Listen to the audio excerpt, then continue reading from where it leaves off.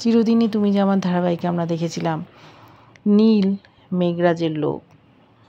অপর্ণার সাথে আর্য সিংহ রায়ের একটা সম্পর্ক আছে, সেই জন্য ওর ফোনটা নিতে চেয়েছিল। অপর্ণা অফিস আসতেই ওর ফোনে চা ঢেলে নিজের ফোনটা এক্সচেঞ্জ করে নিয়েছিল। জানতে পারেনি অপর্ণা, বাড়ি এসে জেনেছে।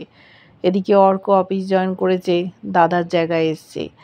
কিন্তু বাড়িতে একটা ব্যাগ রেখে চলে গেছিল কেউ, স্মাইলি দেওয়া বেলুন আছে। ঢুকেছিল মেঘরাজ গ্যাস দেওয়ার নাম করে, বলে গেছে যে আমি নজর রেখেছি।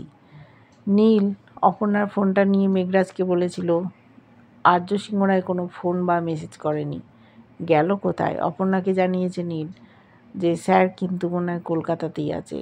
অপর্ণার ফোনটাও খুঁজে পাচ্ছিল না। শেষ পর্যন্ত বাড়িতে দেখেছে নীল চলে এসছে, ওর বাবা গান করছে আর ও গিটার বাজাচ্ছে। ওর ফোনটা দিয়ে দিতেই নীলও অপর্ণার ফোনটা ফেরত দিয়ে দেয়। ওর বাবা অবাক, কী করে ফোন পাল্টাপাল্টি হলো। ভৈরবী মা ভয় দেখাচ্ছে, ওদিকে পীর বাবাও তাই। কী ঘটতে চলেছে ওদের জীবনে দেখতে থাকুন।